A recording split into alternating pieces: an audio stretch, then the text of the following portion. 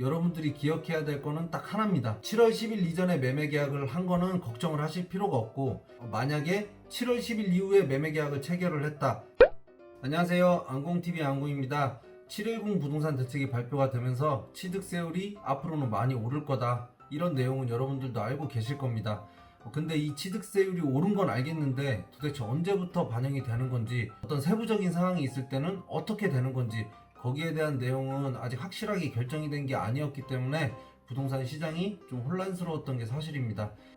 행정안전부에서 보도자료를 하나를 발표를 했습니다. 7월 10일 이전에 계약을 체결한 것이 증빙서류를 통해서 입증되는 경우에는 계약서상 잔금 지급일까지 종전세율을 적용을 하겠다, 이렇게 발표가 됐습니다. 7월 10일 이전에만 계약을 했으면 잔금일이 6개월 뒤가 되든 1년 뒤가 되든 상관없이 종전 취득세율을 적용을 해주겠다는 내용입니다. 이게 좀 합리적이라고 볼 수가 있겠죠. 금융거래를 언제 했는지, 그러니까 내가 계약금을 이체를 한 날짜를 소명할 수가 있어야 되는데, 이게 가장 확실한 어떤 증거가 되겠죠. 제가 며칠 전에 이런 상담 전화를 받은 적이 있어요. 7월 10일 이후에 계약금을 이체를 했다. 근데 그 계약 날짜를 7월 10일 이전으로 좀 작성을 하고 이렇게 하면 어떻겠냐, 이제 이렇게 문의를 주셨어요, 저한테. 만약에 7월 8일이나 7월 3일 이런 식으로 계약서를 바꿔 써갖고 이렇게 신고를 하게 된다면 아마 100% 소명하라고 우편물이 날라올 겁니다. 중개를 하신 분이 있다면 중개하신 분한테도 날라올 거고요. 그리고 매수자분한테 전부 다 이걸 소명하라고 날라올 겁니다. 계약 날짜를 바꾼다거나 이런 거는 생각을 하시면 안 될 것 같고, 방법이 있다면은 잔금일을 당길 수밖에 없습니다.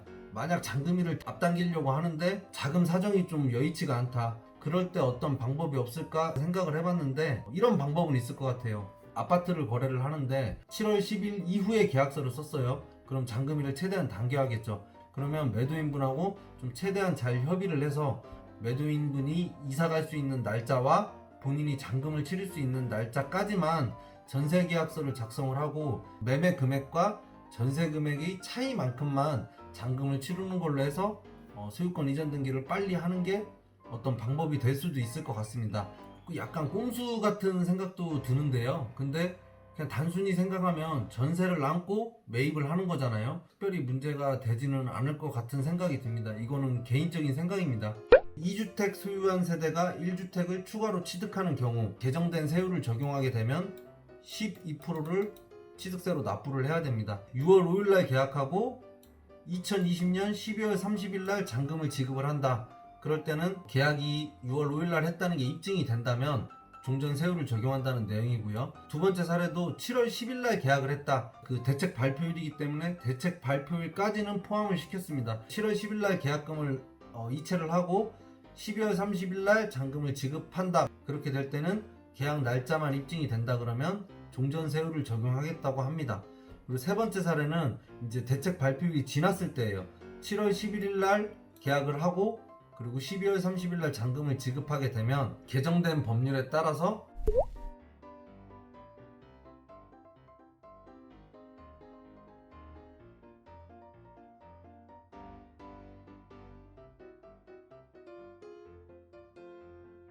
그럼 만약에 시행일 이전에 취득을 한다, 그럴 때는 이제 어떻게 될 건지 그게 또 의문이 생깁니다. 개정지방세법 시행일 전후 취득했을 때 어떻게 반영이 될 거냐, 이제 이 내용인데요. 2020년 7월 11일 이후에 계약하였더라도 개정된 법률에 시행일 전에 취득하는 경우에는 현행 취득세율이 적용이 된다. 그러니까 시행일이 언제가 될지는 모르지만 시행일 전에 잔금을 치르고 취득을 하게 되면은 취득세율은 종전세율을 적용을 하겠다는 얘기입니다. 1주택 플러스 1주택을 취득을 하든 2주택 플러스 1주택을 취득을 하든 모든 경우에 있어서 시행일 이전에만 잔금을 지급을 하고 취득을 하게 된다면은 취득세는 종전세율을 적용을 받을 수 있다는 얘기입니다.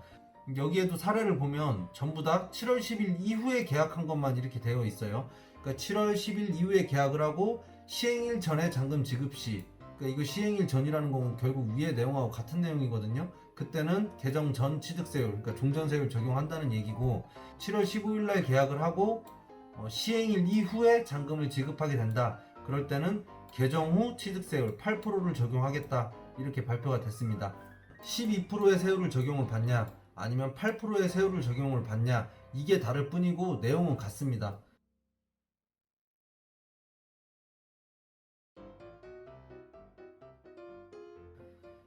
그리고 여기 이제 추가적으로 좀 나온 내용이 뭐냐면 일시적 2주택자로서 종전주택을 일정 기간 내에 처분하기로 한 경우라면 1주택 세율이 적용이 된다.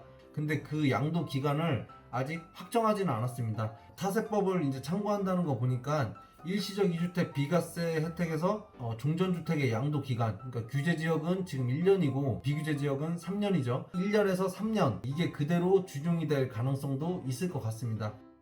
보도자료를 보면서 여러 가지 것들을 설명을 해드렸지만 여러분들이 기억해야 될 거는 딱 하나입니다. 7월 10일 이전에 매매 계약을 한 거는 걱정을 하실 필요가 없고, 만약에 7월 10일 이후에 매매 계약을 체결을 했다, 그런 분들은 잔금일을 최대한 앞당기셔야 될 것 같습니다.